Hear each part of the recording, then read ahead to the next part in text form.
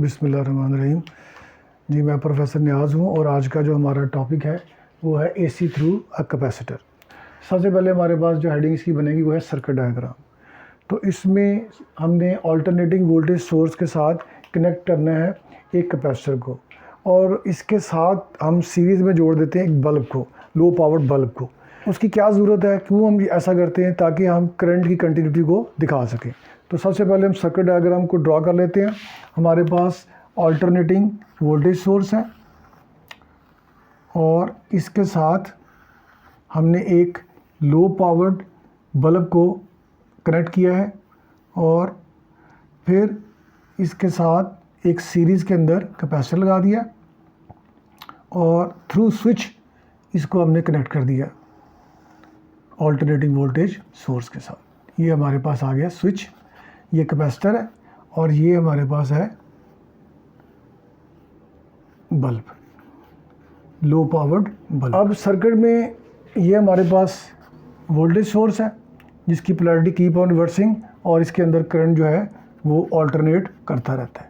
ये दोबारा एक्सप्लेन करने की ज़रूरत नहीं, मेरा ख्याल वो सारी बात हम बार बार रिपीट कर चुके हैं। इसके अंदर आप लिखेंगे क्या, जो सर्किट डायग्राम के अंदर आपको नज़र आ रहा है उसको आप यहाँ पर मेंशन कर दें। तो इसमें कोई चीज़ याद करने वाली नहीं है। थोड़े से अल्फाज चेंज करना चाहें तो इसमें आपको आज़ादी आप कर सकते हैं, मगर कोशिश करनी है कि इस जो चीज़ आपने बनाई है उसी को यहाँ पर मेंशन करें। इसके दरमियान जो है वो कॉन्ट्राडिक्शन नहीं होना चाहिए।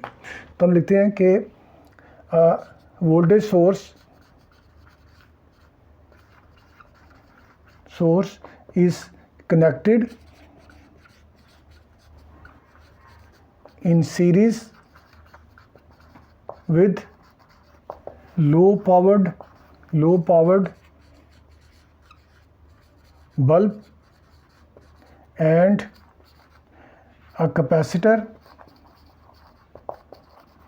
through a switch S, जैसा कि आपको डायग्राम में नज़र आ रहा है। तो ये आपकी आ गई सर्किट डायग्राम। और फिर है इसकी थ्योरी में हम ये देख रहे हैं कि कैपेसिटर के साथ हमने अल्टरनेटिंग वोल्टेज सोर्स लगाई है।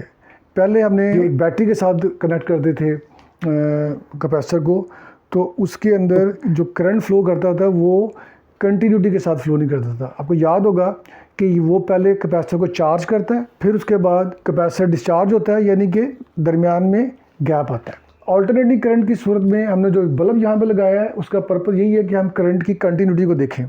तो हमें यहाँ ये देखें कि सर्किट में जैसे हम स्विच क्लोज करते हैं तो जो बल्ब है वो कंटिन्यूटी के साथ स्विच ऑन रहता है। तो इसका मतलब करंट तसलसल के साथ, कंटिन्यूटी के साथ इसके अंदर फ्लो कर रहा है। क्यों कर रहा है? उसकी वजह यह है कि ये जो हमारा कैपेसिटर है ये अल्टरनेटिंग वोल्टेज सोर्स के साथ लगा हुआ है, और ये कैपेसिटर को चार्ज करता है एक तरफ से, और फिर वो कैपेसिटर डिस्चार्ज होता है और फिर वो दूसरी तरफ से इसको फिर चार्ज करता है। तो इसका मतलब charging, discharging and charging other way round जारी रहती है। डायग्राम के साथ भी हम इसको एक्सप्लेन करेंगे। तो थ्योरी में आप क्या लिखेंगे, as the switch is closed current flows through capacitor with continuity and bulb is switched on। ऐसा क्यों होता है उसको हम पहले थोड़ा समझ लेते हैं कि देखें, ये हमारे पास कैपेसिटर है और इसके साथ हमने लगाई हुई है अल्टरनेटिंग वोल्टेज सोर्स, ये कैपेसिटर है। अब इसकी जो पोलैरिटी है आपको पता है वो टाइम के साथ चेंज होती है, 0 to T/2, ये पॉजिटिव और ये नेगेटिव है। तो ये इसको जो वोल्टेज सोर्स है ये इसको कैपेसिटर को चार्ज कर रही है, और ये यहाँ पर जो Q प्लेट्स के ऊपर जमा हो रहा है और ये कैपेसिटर इज़ गेटिंग चार्ज, ये चार्जिंग हो रही है इसकी कैपेसिटर की चार्जिंग।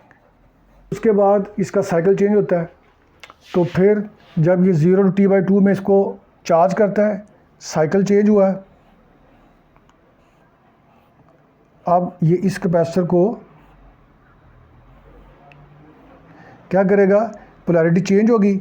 अब ये दूसरी साइड से इसको चार्ज करेगा, मगर जो पहले चार्ज हो गया था वो उस दौरान डिस्चार्ज होता रहेगा। तो यानी यहाँ पर अब जो क्या हो रही है, ये डिस्चार्जिंग हो रही है, मगर दूसरी साइड से ये साथ साथ चार्ज भी हो रहा है। इस वजह से हम देखते हैं कि करंट जो है वो कंटिन्यूटी के साथ फ्लो करता है। तो अब इसी बात को हम थ्योरी की शक्ल में हम यहाँ पर लिख लेते हैं। करंट, ये जुमला बड़ा इंपॉर्टेंट है, current flows through capacitor continuously because plates of capacitor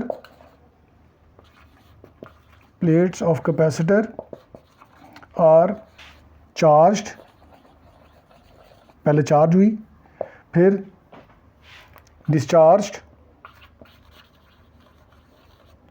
and charged other way round.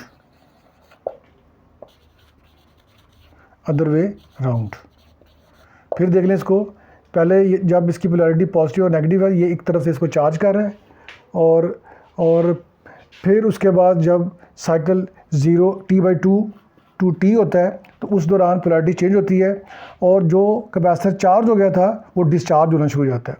मगर दूसरी तरफ से कैपेसिटर जो है वो फिर भी डिस्चार्ज हो रहा है, चार्ज हो रहा है, गेटिंग चार्ज। तो इसलिए हम ये जुमला लिखते हैं, current flows through capacitor continuously because plates of capacitor are charge, discharge and charge other way round.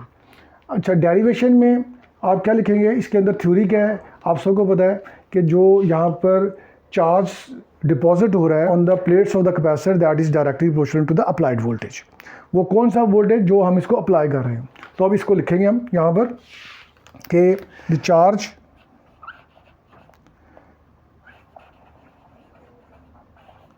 Q deposited on the plates of capacitor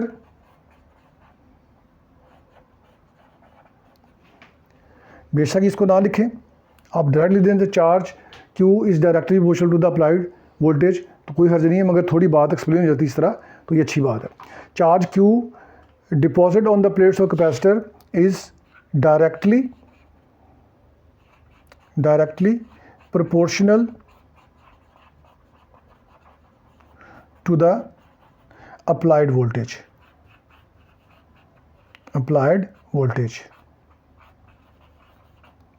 V। so mathematically हम इसको लिखेंगे Q is directly proportional to V और Q is equal to CV, और C यहाँ पर क्या है हमारे पास, ये है कैपेसिटेंस, आप सबको पता है, और V क्या है हमारे पास, ये है वोल्टेज, ऑल्टरनेटिंग वोल्टेज या voltage at any instant, where C is capacitance और V is voltage at any instant which is given by equal to V0 sine 2π/t into T. अब ये वैल्यू पुट कर दें वहाँ पर फार्मूले में, तो ये हो जाएगा Q is equal to C V0 sine 2π/t into T. अब यहाँ पर देखें C भी हमारे पास जो है वो कांस्टेंट है, V0 भी पीक वैल्यू है वो कांस्टेंट है, Q जो है basically that is directly proportional to, हम पहले भी ये कह चुके हैं बात कि Q जो है वो वोल्टेज के साथ डायरेक्ट रिलेशन है इसकी, तो इसका मतलब ये इन फेज़ होगा वोल्टेज के साथ। करंट की रिलेशन क्या है, वी नो दैट, क्योंकि हमने बेसिकली जो रिलेशन निकालनी है, फेज़ डिफरेंस निकालना है, वो वोल्टेज तो यहाँ मेंशन हो रहा है, मगर करंट का कहीं आपको जिक्र यहाँ मैथमेटिकली नज़र नहीं आ रहा है, वैसे सर्किट के अंदर तो करंट फ्लो कर रहा है, तो वो हमें पता है कि वी नो दैट कि उस जहाँ चार्ज डिपॉजिट हो रहा है प्लेट्स के अंदर, इसका मतलब वहाँ पर करंट भी फ्लो कर रहा है। तो हम यहाँ लिखेंगे we know that I is equal to delta Q over delta T। अब करंट की वैल्यू हम कैसे लेंगे, तो इसका मतलब चार्ज डिपॉजिट हो रहा है और QT कर्व के ऊपर हम स्लोप लेते जाएंगे और करंट की वैल्यू हमें मिलती जाएगी, क्योंकि करंट की वैल्यू जो है वो क्यू टी कर्व के ऊपर स्लोप है। तो यहाँ हम लिखेंगे द स्लोप, इसको सिंपल कर लेते हैं थोड़ा सा, the slope on Q T curve gives the value of current, ये हमें वैल्यू ऑफ करंट देती है। तो हम इसकी अब जो है वो वेव फॉर्म बना लेते हैं। तो अब हमारे पास जो नेक्स्ट हेडिंग है वो है वेव फॉर्म। वेव फॉर्म में इसमें 3 चीज़ें हम शो करेंगे। सबसे पहले हमें पता है कि इसके अंदर वोल्टेज चेंज हो रहा है। ये हमारे पास थोड़ी सी वैल्यू हम ग्राफ कोशिश करेंगे कि ज़रा बड़ा शो करते हैं इसको।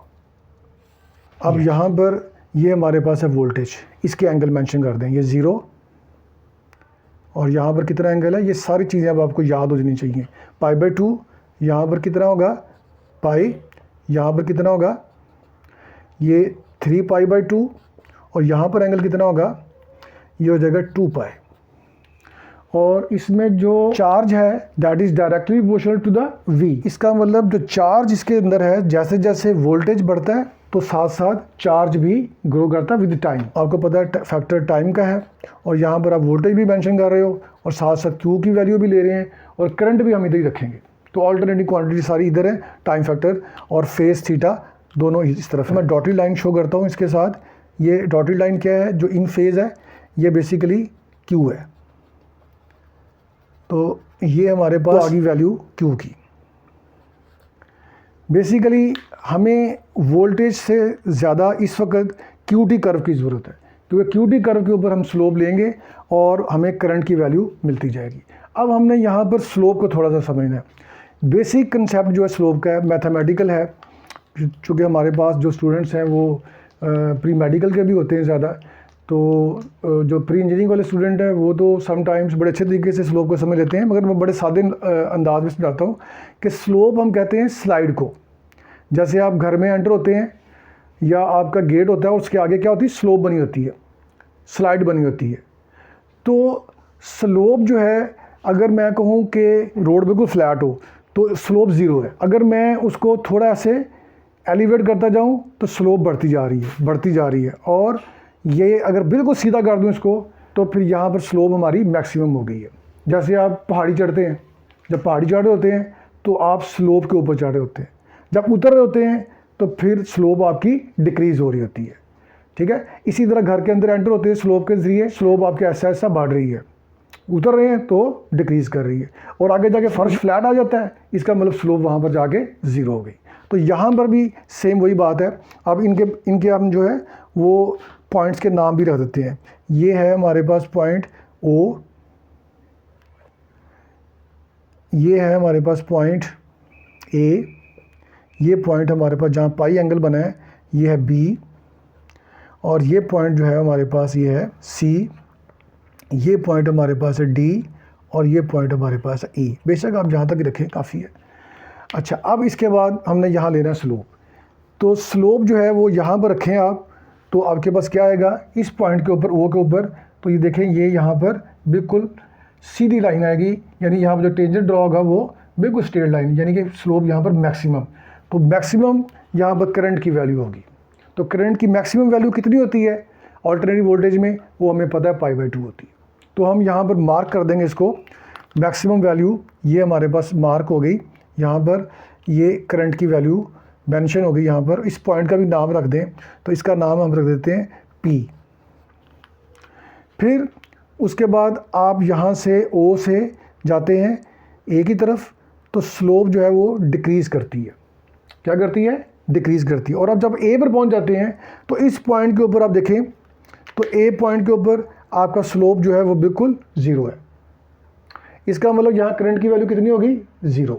तो हम इसको शो करेंगे यहाँ पर कि ये करंट की वैल्यू 0 हो गई यहाँ पर, और इसको यहाँ पर मार्क कर लें। ठीक है, फिर उसके बाद आप चलते हैं A से B की तरफ। अब आप क्या कर रहे हैं कि अब यहाँ पर आप स्लाइड नीचे आ रहे हैं, यानी A से B आप नीचे आ रहे हैं, तो slope is decreasing. Decreasing means कि यहाँ पर जाके आपकी जो वैल्यू होगी करंट की वो डिक्रीज़ करके, और वो आ जाती है हमारे पास माइनस में, यानी माइनस आई नॉट की वैल्यू यहाँ पर आ जाएगी आपके पास, क्योंकि हमें पता है कि जो मिनिमम वैल्यू इसमें है वो माइनस आई नॉट है।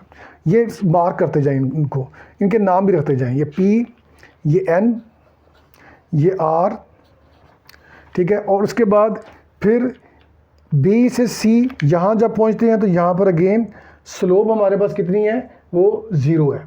स्लोप 0 है तो इसका मतलब करंट की वैल्यू अगेन 0 हो गई। फिर आप जब C से D पे जाते हैं तो ये देखें यहाँ से फिर दोबारा ये मैक्सिमम हो जाती है D के ऊपर जाके। तो इसका मतलब यहाँ पर वैल्यू हमारे पास एक पॉइंट और आ जाएगा इसके बिल्कुल ऐसे, और इसकी पीक वैल्यू इसके बराबर रखनी है आपने। तो एक पॉइंट और आ गया PNR, इस पॉइंट का नाम रख दें आप S और इसका नाम रख दें T। अब मुकाबले में देखें, O के सामने P और A के सामने N और B के मुकाबले में आ गया हमारे पास R और S के मुकाबले में हमारे पास, C के मुकाबले में आ गया हमारे पास S और D के मुकाबले में हमारे पास आ गया T। ये पॉइंट्स बड़े इंपॉर्टेंट है, क्योंकि यहाँ से फिर हमने देखना है कि दोनों के दरमियान फेज डिफरेंस कितना है।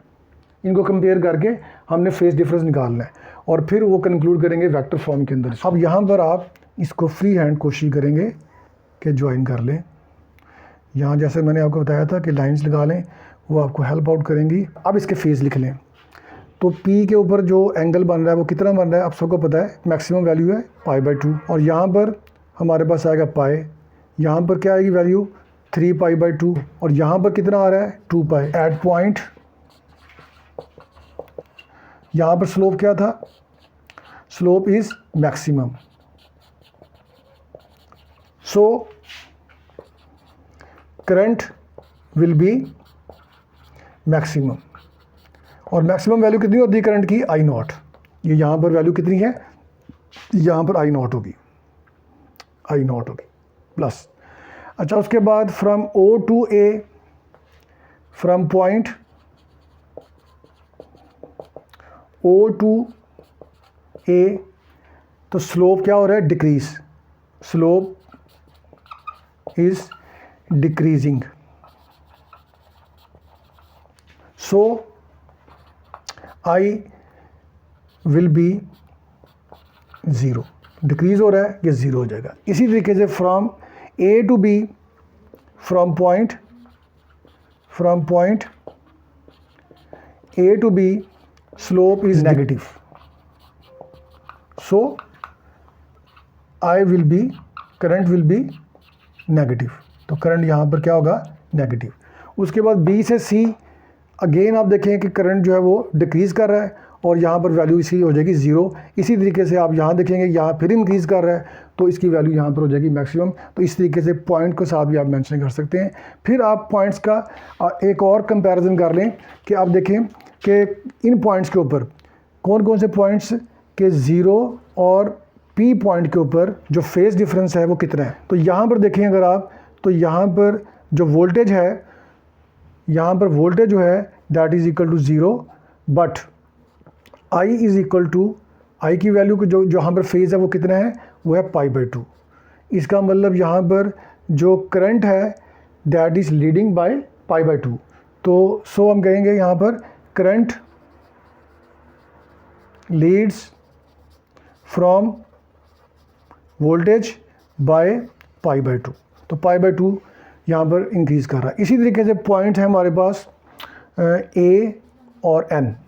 यहाँ पर भी आप देखें तो यहाँ पर इसका एंगल कितना है वोल्टेज का, π/2, और इसका एंगल कितना है पाई। तो इसका मतलब यहाँ पर भी जो है करंट जो है वो लीड कर रहा है, करंट लीड्स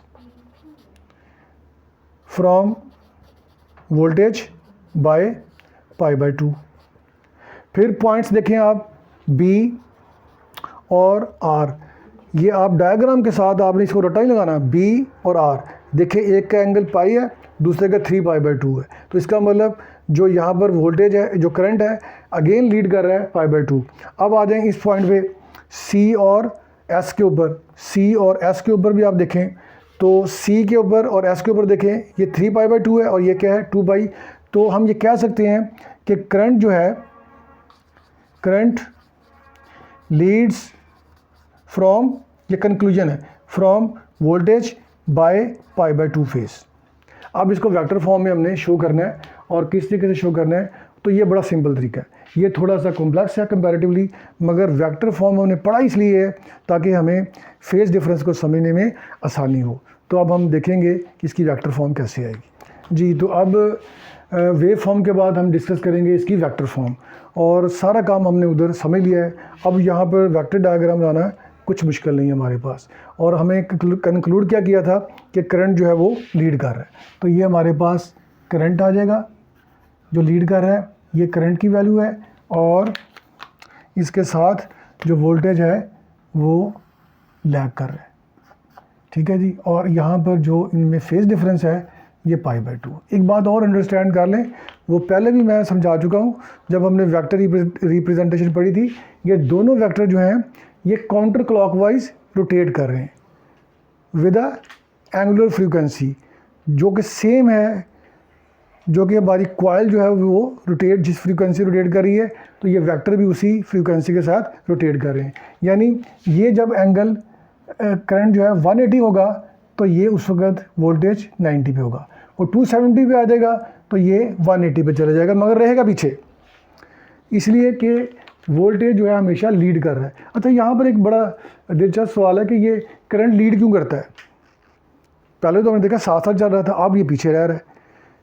अगर आप थोड़ा गौर करें ना, जब कैपेसिटर को हम चार्ज कर रहे होते हैं तो सबसे पहले हम जब उसको सर्किट जोड़ते हैं तो प्लेट की जो कैपेसिटर की जो प्लेट्स हैं उसमें करंट फ्लो करता है पहले, वोल्टेज ग्रो वहाँ पर नहीं करता क्योंकि चार्ज ग्रो करता है, उसके बाद फिर वोल्टेज डेवलप होता है। इसका मतलब करंट आगे जाता है और वोल्टेज उसके बाद ग्रो करता है, तो इसलिए हम कहते हैं कि करंट हमेशा लीड करता है। तो ये इसकी थ्योरेटिकल लॉजिक है। मैथमेटिकली तो हमने समझ ही लिया, मगर ये इसकी थ्योरेटिकल। अब इसके बाद आता है हमारे पास reactance of a capacitor. Reactance क्या है? ये बेसिकली अपोजिशन है, वही जिस तरह हमने रजिस्टर के अंदर पढ़ा था। तो इसको हम लिखेंगे opposition offered by a capacitor to flow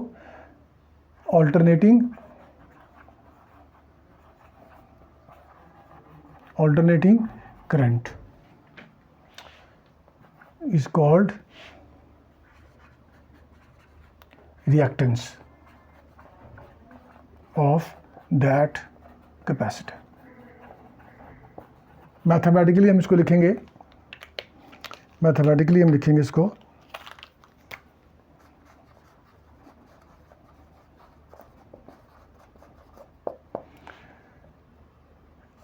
XC, इसको शो करते हैं हम XC के साथ, याद रखेंगे। C स्टैंड्स फॉर कैपेसिटर और X जो है वो रेजिस्टेंस के लिए या अपोजिशन के लिए। That is equal to VRMS over IRMS। V over I, चूँकि ये ऑल्टरनेटिंग और इसका यूनिट आमतौर पर RMS हम यूज़ करते हैं, तो इसके साथ हम शो कर सकते हैं। अच्छा, अब इसमें एक और बात है कि इसमें जो रिएक्टेंस है उसका एक दूसरा फार्मूला भी है। थ्रू एक्सपेरिमेंट हमने देखा कि XC is equal to 1 over omega C।